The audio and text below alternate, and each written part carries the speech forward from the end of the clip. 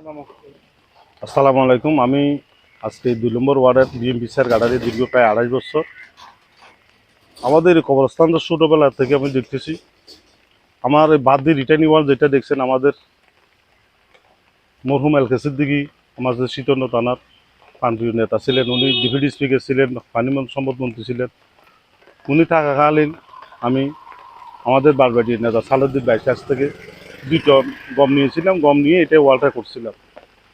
যাক, এখন আমি দেখতেছি যে আমাদের এই উপরের অংশীদার যারা, কবরস্থানের অংশীদার যারা আছে, এরও ছাড়াও এই সিরাজপাড়া, উত্তরপাড়া আরও বিভিন্ন জায়গার থেকে আমার বাতি যেটা বলছে, আমরা বেরবারের লাশও এখানে দাফন করি, কাউকে নিষেধ করি না।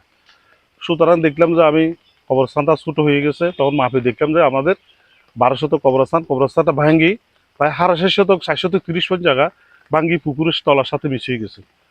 তখন আমরা এই অংশীদার সবাই বসি, বাকি জায়গাটা, কবরস্থানের জায়গাটা এই রিটারি হওয়ার জন্য মাপজোক করে চেষ্টা করি। তখন আমি আমাদের প্রান্তীয় নেতা আসলাম চৌধুরী মহোদয়ের কাছে ফোন করি। উনি বলছে যে ঠিক আছে, তুমি একটা দরখাস্ত করে টিএনও কাছে দরখাস্ত করে আমার কাছে আসো। তো আমার নেতার কাছে, আমি প্রিয় নেতার কাছে, শ্রদ্ধেয় আসলাম চৌধুরী মহোদয়ের কাছে উনি গেছি। উনিও সাথে সাথে আমাকে গাড়ির তো নামি, উনি গাড়ির উপর থেকে এটা টিএনও সাহেবের কাছে রিকোয়েস্ট অ্যান্ড পজিটিভ লিখি টিএনও সাহেবের কাছে মার্ক করছে।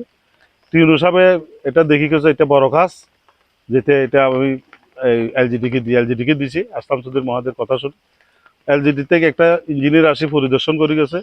উনি বলছে যে এটা তো জুন জুলাইতে বাজেট হবে, নভেম্বর ডিসেম্বর লাগে টাকা হবে। এখন ওই দিন আগে আমাদের কবরস্থানটা ভাঙে গিয়েছে, আমরা যেহেতু কবর পাট কাটাই ফেলছি, মাটি উত্তোলন করে ফেলছি, এই সুবিধা আমরা এখনো পর্যন্ত কোনো পরিশোধ করি। তখন আমরা কি করলাম পাচ্ছি না, তখন আমরা ওর লিজ দেওয়া মাত্র 30,600 টাকা নিয়ে, এমন আস্তে শ্রদ্ধেয় মুস্তফা সর্দার এবং আমার ভাতিজা বদরুল আলম মিন্টু এবং আমার ছোটো ভাই আলুদ্দিন এখানে আছে, আরও এলাকাবাসী প্রত্যেকে আন্তরিকভাবে সহযোগ করছে। না হলে এতটুকু পর্যন্ত কাজ করতে পারতাম না। সবাই সহায়তার কারণে প্রায় পুকুরের লিস্ট দেওয়া সহ প্রায় 4 লাখ 4.5 লাখ টাকার মতো আমরা কালেকশন করছি। আমাদের কাজ হয়েছে পর্যন্ত প্রায় 11 লক্ষ টাকার উপরে। যাক, আমাদের হিসাব আছে, এখন বাকি কাজটার জন্য আমরা বাজে গেছি।